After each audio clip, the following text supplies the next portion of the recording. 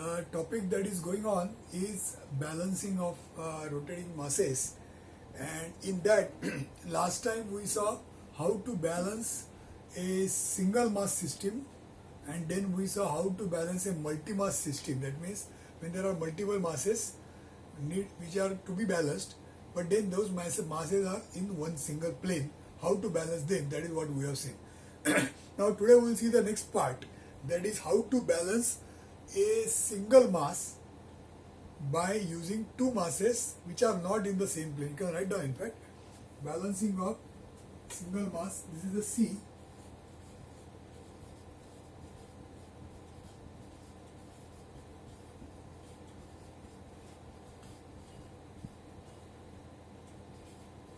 By providing balance masses not in same plane.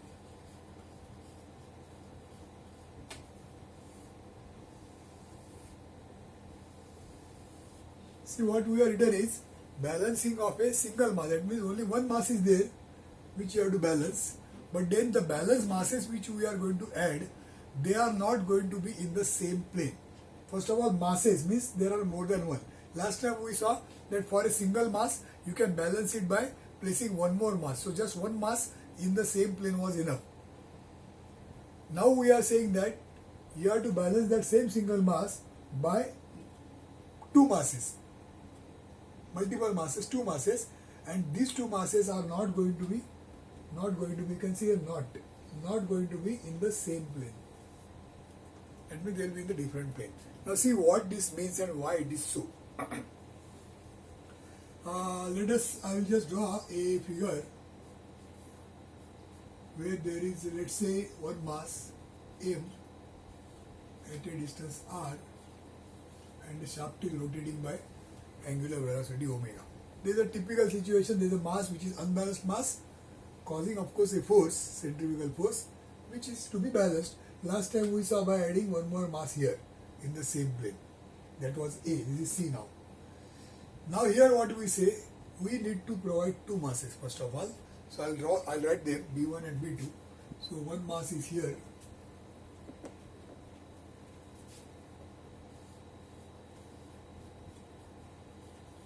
B1, and the other mass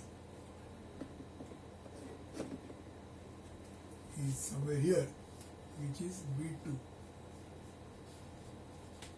So we have provided now two masses. We are supposed to provide two masses, and then the system is balanced by some means. Now why it is so? Why are you placing two masses? Why not just one mass? Now see here what happens is, each mass, now there are three masses. Each mass has got its own centrifugal force. So there is a force here for mass M, which is equal to, of course we know that, it is equal to M into R into omega square. So there will be similarly a force acting here, which is again F B1. So there will be F B1 acting. Now suppose, think that this mass is not there. We are going to provide just one mass, but then it cannot be in the same plane. Say for some reason, it happens sometimes that it is not possible to add the balance mass in the same plane. So it has to be put somewhere else. So this is the place. So it is away from the main mass by certain distance. And suppose we want to find out why do we need second mass? Why not just one mass? Okay. So let us provide one mass. This is not there for the time being. And let us see what happens because of this single mass as a balanced mass. Now you can see what will happen. What do you think will happen? See, what we want to happen is, these centrifugal forces which are there, those forces should not be there, because they are unnecessary forces that are acting on the shaft. They are called as unbalanced forces. Now what will happen? There is force here, there is also force here. Now if you by some calculations see that this is equal to this, like what we have done when it was in the same plane. So like that you have seen to it that this balance force, because of the balance mass, is same as the force here, then will it serve the purpose? See that. You will realize that because they are not in one plane, it will not serve the purpose. It would have served the purpose if it is in the same plane like what we have done in A. But now if it is in the different plane, not in the same line, although the magnitude is same, although this is equal to this, still it will not be solving the problem for some reason. What could be the reason? Suppose there is some distance. I will just show some say distance here. Say L1, and this distance as L2.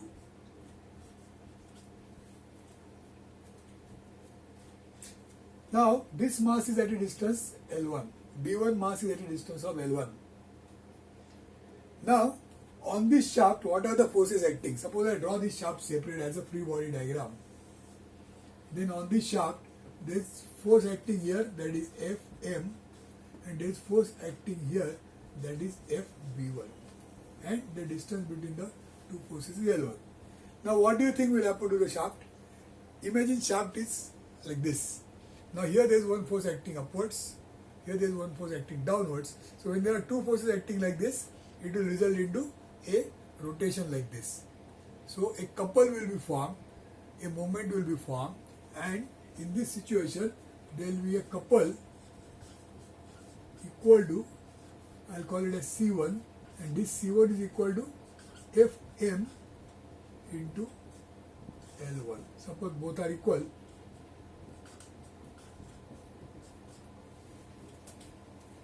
Then there will be a couple of this magnitude that will be formed. That means even though forces you have tried to balance by their magnitude, but because of the distance between them, they will create a couple, and again because of couple what will happen? The shaft will again become unbalanced. That means just providing a single mass like this, single balanced mass like this at distance L1 will not serve the purpose, because it will introduce one couple and make it unstable. So now what we can do, what we are supposed to do, we will add one more mass here at certain distance, so that this will have its own centrifugal force Fb2. And now what will happen? This will also create a balance couple, which you can write like this. It will create, now I'll draw maybe another figure. So in this figure, there is Fb2, there is Fm, both are at a distance L2 apart, and that will create, I'll first show this C1 here like this, and now I'll show C2 here like this. So this will create C2, a couple, which is equal to Fm into L2. So now there are two couples. One force, one couple, other force, other couple. So we were saying one couple was not desirable, but there is now one more couple. So will it be okay now? Instead of one there are two. Will it be okay? The answer is it will be okay, because if you see the direction of each couple, the direction is opposite. That means one couple will have a tendency of rotating the shaft like this. Other couple will have a tendency of rotating the shaft like this. So that both these couples, if you make them balance, then the net result of the two couples together will be 0. That means if C1 is equal to C2, that means if we see to it that if we do all these things in such a way that this becomes equal, then the problem of couple also will be solved. And moreover, the forces, the three forces that are acting, they should be also such that they are also balanced. That means on the shaft, there are, how many things are acting on the shaft? Now on the shaft, there are three forces acting and two couples acting. But these two couples are balanced. That means we will put the masses, this balance mass B1 and B2 will be such that the couples created by them will be equal, and the forces, the net force created by all the three of them also will be equal. If that happens, then we can say that the shaft will be in the balanced condition even though there are three forces and two couples acting. try to understand the basics. Now, don't create a question in your mind how, because we are going to talk about how. Just try to go. Let us go ahead step by step and understand it also in step by step. So right now, first we saw that there was only one mass causing unbalance. Then last experience A told us that we can balance this mass by adding one more mass, so that the two forces are balanced. Now we say in this case that we have to balance by adding a balance mass, but it is not possible to put it in the same plane because of some reason. So we try to put it in some other distance, at a distance L1. Now by doing that we realize that it has created a couple. Now who will balance this couple? Equal and opposite couple in the other direction if you provide, then that couple will balance this couple. So we have added one more mass at certain distance which has created opposite couple, and now these two couples C1 and C2, they are seen to be equal. Accordingly the masses are adjusted, and now the two couples and the three forces are balancing the shaft. So this is how it is done. Now how this is done, that is the next part which we will see. Till that time you can jot this down.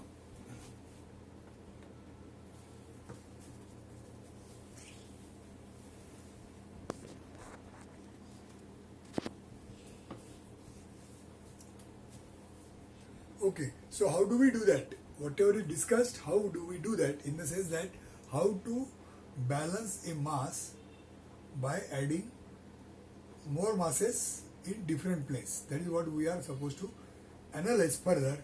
But before we do that, in the same C, I am adding another topic, C1, subtopic in C, and that says effect of transferring masses in the reference plane. We are trying to learn some small topic in between so that the earlier case can be easily understood. Effect of transferring masses in the reference plane. Now see what it means. For that, let me draw one figure of a shaft. So there is a shaft like this, and on that shaft somewhere here there is a mass M1 I will call, at a distance, at a radius R1, and the shaft is of course rotating. Yeah, I am not showing the support. Let the shaft be like this. Now we already know that this will create a force like this. I will call this force just F1, which is M1 R1 omega square. So the mass M rotating M1 rotating at a distance R1 by angular velocity omega will be experiencing a centrifugal force F1 by this amount.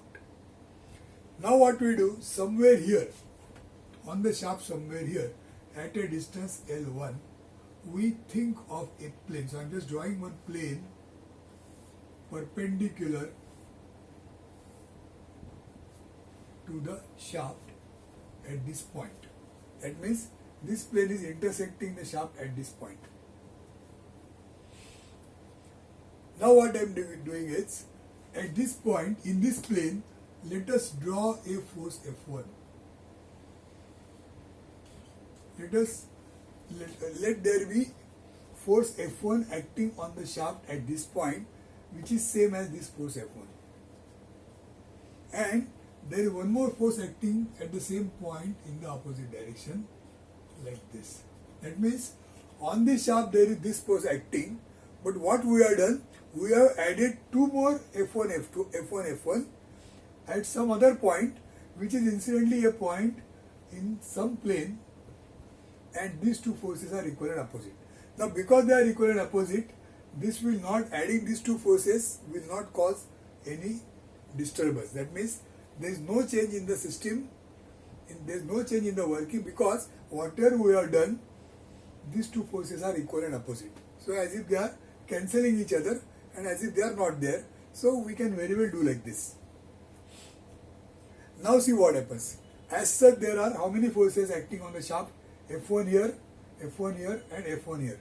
So there are three forces, although these two forces are balancing so that their effect is not there, only this effect is there. But in reality, but we can still say that there are total three forces acting on the shaft. Now, can we say like this, that instead of saying one force acting here, let us say that there is one force acting here, this particular force, and these two forces at a distance L1, because they are acting like this, two forces are acting at certain distance L1, these two forces together, they are going to create a couple. So they are creating a couple like this. So we call that as C1 equal to F1 L1. Okay, so I'll just show some points A and B.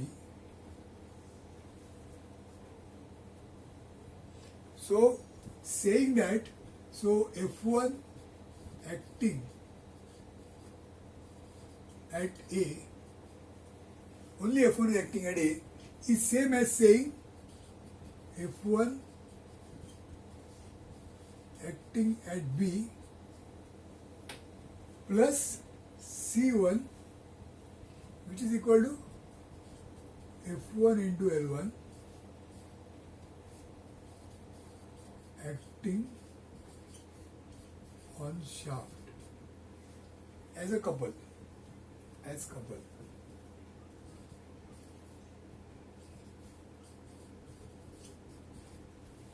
That means this is the starting point. We know that this is what is happening because of the given mass. But instead of saying that F4 is acting at A, we say that F4 is acting at B and a couple C1 which is also acting on the shaft. Now how do you represent this couple? We represent force like this. Do you know how this couple is represented? Two forces acting like this and they are rotating the shaft like this. So as per the right hand rule, if you rotate your fingers according to the direction of rotation, 4 fingers according to the direction of rotation, then thumb will tell you the direction. That means the thumb is pointing away from the board. So C1 is a vector, couple vector C1 is a vector which if you want to show, which I will do, that has to be shown like this. So I have shown C1 like this point B.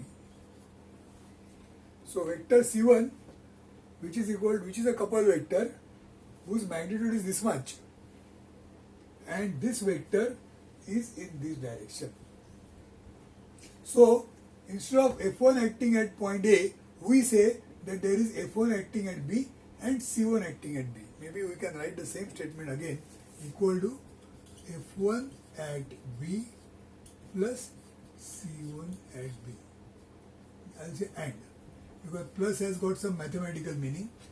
We are not saying plus means add them. We are just saying that instead of this acting, there are two things acting. Instead of one thing acting at A, we say there are two things acting at B. And still it is equal, means same. This is same as this situation. For the shaft, this situation is same as this situation. Now what this means?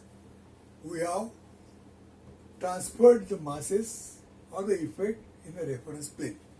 Now this plane is called as a reference plane, RP. This plane what we have shown here is a reference plane.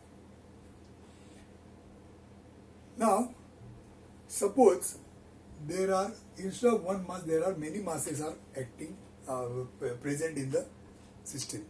Then what we will do? Now let me add, say, one more mass. Now this, okay, I will show it here. There is a mass attached here, M2 at a distance R2. Remember, this figure is a 3-dimensional figure. This is not at some angle like 60 degree, etc. No, this is perpendicular to this. So if you know the meaning of 3 dimensions, that is what we have learned drawing. If you remember engineering, when you came, we have taught you a lot of drawings, engineering drawing as a concept, because that will make you understand the 3-dimensional objects. Because in the engineering you have to have a lot of thinking which is required to be done in 3 dimensions. Because the objects what we are handling, the machines you are handling, whatever you are handling, they are all having some physical shapes. And these shapes are obviously 3-dimensional. And as a result, you have to, of course, study and imagine how the parts are seen. So that imagination is required.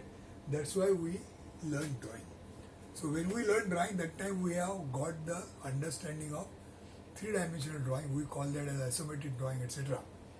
So as per that, the moment this figure is drawn like this, and when the description has been given to you, you should start looking at this figure as a three-dimensional figure, such that this plane is perpendicular to this line, and whatever is described earlier, that is applicable like this.